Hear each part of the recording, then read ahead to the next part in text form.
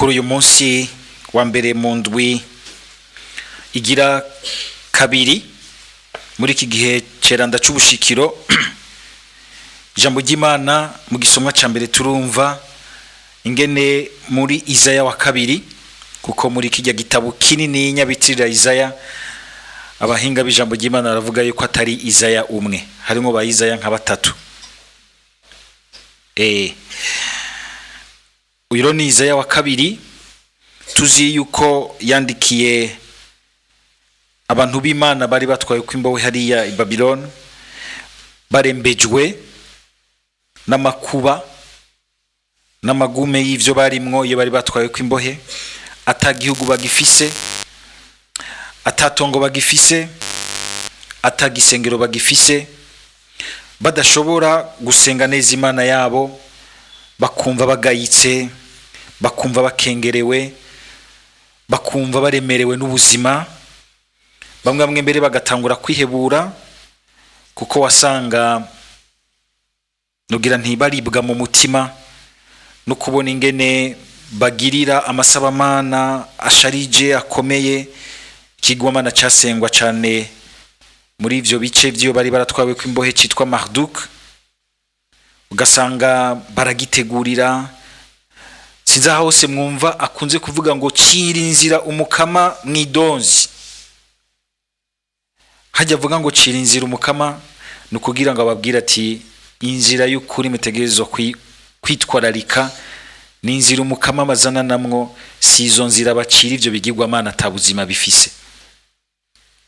Akagerageza rero kubabwira ijambo Imana imutumye ryo kubaremesha kugira ngo ntibihebure, ngo bahave batangura gucikira ibigirwamana byo muri ico gihugu. Hari n'ahandi wumva ariko aravuga ivyo bigirwamana abitwenga, ngo biri n'amatwi ntivyumve, biri n'amaso ntibibone, biri n'amazuru mbere manini ntibimotegwe. Bimeze nk'umuntu ariko nta buzima birimwo, ko ari ukugira ngo abumvishe ati ntimushobora kureka kwegera Imana nzima, ngo mugwiye kwitura ikintu atabuzima kirimwo. Aho hose ko ari ukugira ngo baremeshe n'ubundi ntibahave basanga bagiye kwisubiza hasi. Mu bisanzwe umuntu Imana mu kumurema yamuhaye iteka ryo gushobora kwicarana nayo akaganira nayo, kuko ari mu ishusho y'Imana, arashobora kumvirana n'Imana. Igikoko kuko kidafite ishusho y'Imana ntimushobora kuganira ngo mwumvikane, urashobora guhwiwisha ico coba ciyumvira, naco kirashobora guhwiwisha canke kakumviririza gusa ku kamoto k'amahormone yawe, mugabo ntigishobora kumenya vy'ukuri kiri mu mutima wawe. Imana yo musangiye ishusho ni ishobora kumenya ikiri mu mutima wawe, nkuko nawe ushobora kwakira ikiri mu mutima w'Imana, kuko ushobora kwakira mutima w'Imana. Nta muntu wumvise na Yezu ashobora kubona ivyo bariko baramwiyumvirako, bakibaza ngo n'umuntu asanzwe ari hagati yabo, mugabo n'Imana iri hagati yabo, arashobora kumva neza, gusobanura neza ibiri mu mitima yabo, agaheza akabakebura. Bariko baramwidogera ngo nuko arekuye ibicumuro vy'iki kimuga bari bamuzaniye. Nako muri iki gihe rero Isaya yashikiriza iri jambo, hari ukungene biyumvira, ushobora gusanga natwe rimwe haduka kwiyumvira gutyo.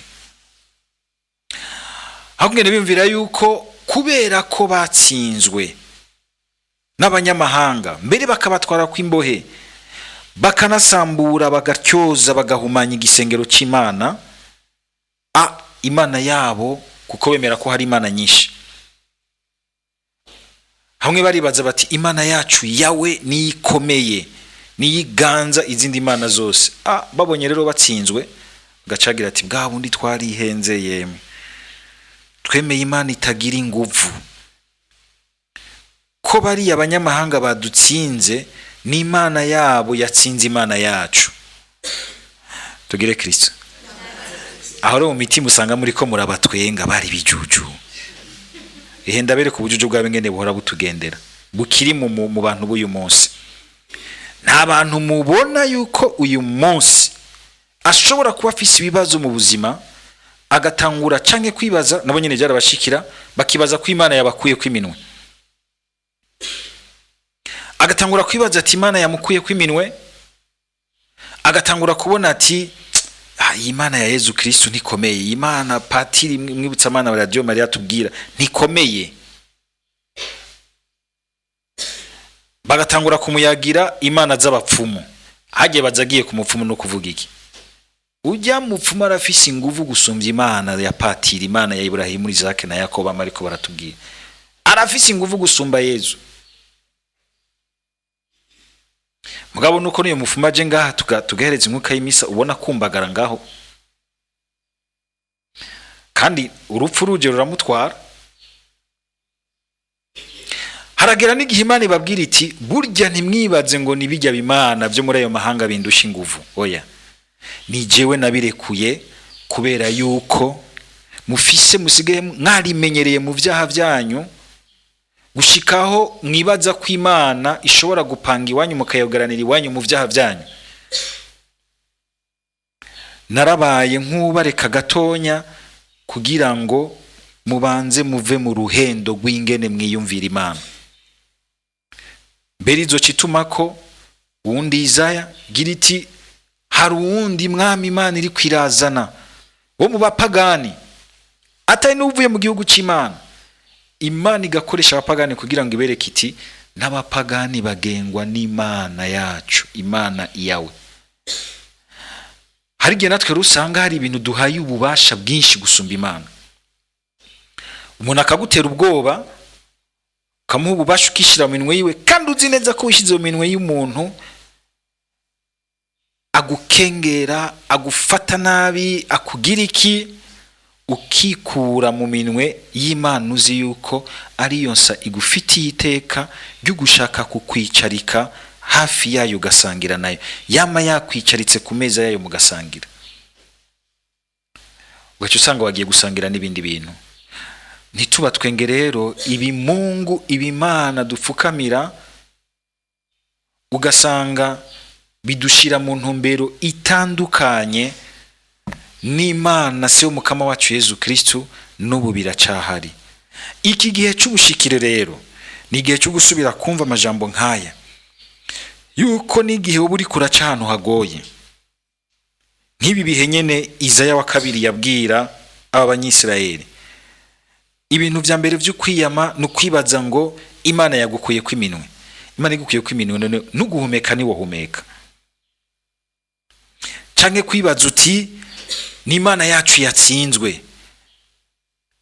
Uyu munsi akokoko karimwo mu bantu benshi kwiruka twambamba turondeza Imana z'ibitangaro vy'ububasha, niyo Mana y'ukuri. Ariko Imana ntituyitegeka ngo erekana ububasha bwawe.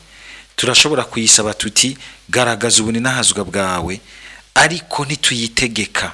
Ahitegerezwa kubugaragaza mu bwitegerezwa kubugaragazamo. Abanyisirayeli bamye biteze n'ubundi ko hazoza Imana y'inguvu nk'iz'umwami, nk'iz'umuperezida akomeye cyangwa umujenerali akomeye n'abasirikari gwani kureho ikinga ubwami bw'inguvu bukomeye.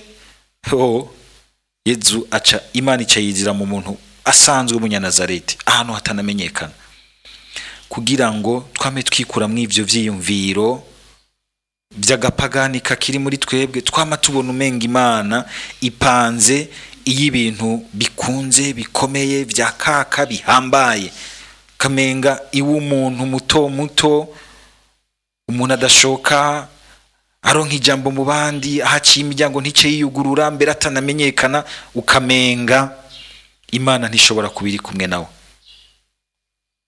Imana ntishobora kubiri kumwe nawe. Iki gihe cy'ubushikira amajambo benaya adutumirira kugira umwizero ushingiye mu kungene Imana itananigwa, kandi ko ibishika vyose bifise kububasha atakirekera ubusa. Amajambo benaya akadufasha kugira ngo tumenye kurema. atari umwizero ushingiye gusa ku giharuro cy'ibyo tubona bishoboka ufatiye ku byo ubona, mbere no kubidashoboka ufatiye no ku byo ubona. Turaturirimba mugabo biratugora kugendera aho hantu. Bidashobokera abana b'abantu, haleluya, amen. Imbere yawe birashoboka, ariko ugeze ngaho hanze hari ibinyaruka byo ku mupfumu, hari ibinyaruka byo gutanga ishano bica binyaruka, hari ibinyaruka ibi na biriya. Mugabo wareje kuririmba nga bidashobokera abana b'abantu n'amajwi meza mbere,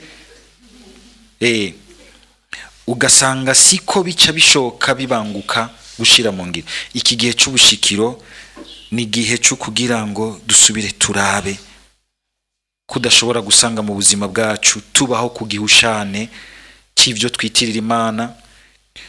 N'igihe bikunaniye ugapfa umupfuka mugasaba mukamuti minguvu zuko kwihambirira ko kuko umenga ibinkikuje byose bimbwira yuko umenga sihuri, ngimbira yuko umenga wananiwe, ndiko ndakekezwa nabumenga birakundiye akakanya, ukagumya umutima.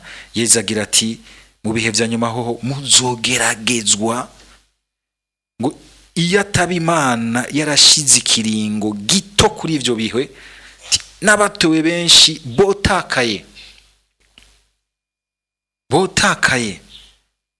Muraza muri tonde iyo musomye gose kijya gitabo cy'ivyashuye umutumwa Yohana, Yesu arabivuga ati kandi muzogeragezwa, ibintu bizosenyuka, ibindi bintara zihani, intambara, ibigwari, biki byinshi bitere.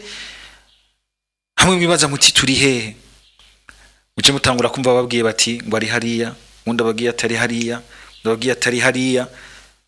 Mwiruke muburanigwe.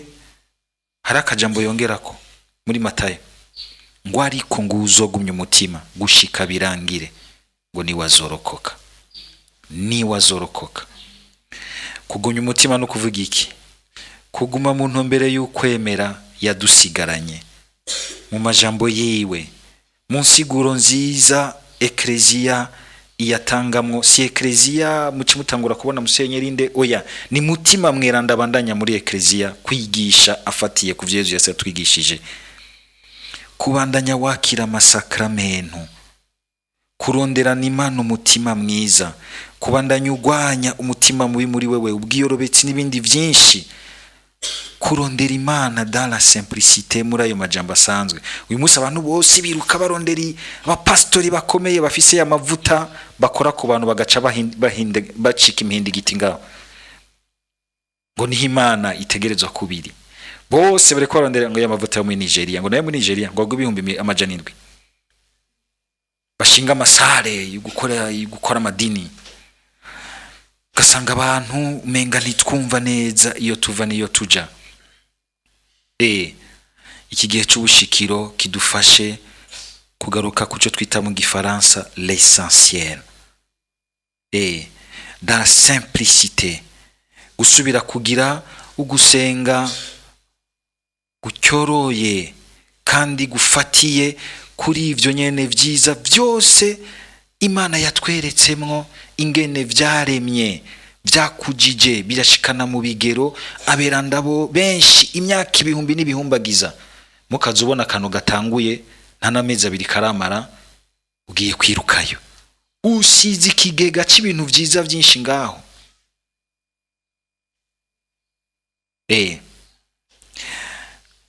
Umwizero Imana idutumirira iki gihe uheze udufashe gukomera, kubandanya twisigira Yesu Kristo, ingene n'ubundi agumana natwe mu bihe vyose, kuko urukundo rwiwe ntiruhindagurika uko ibintu bihindaguritse.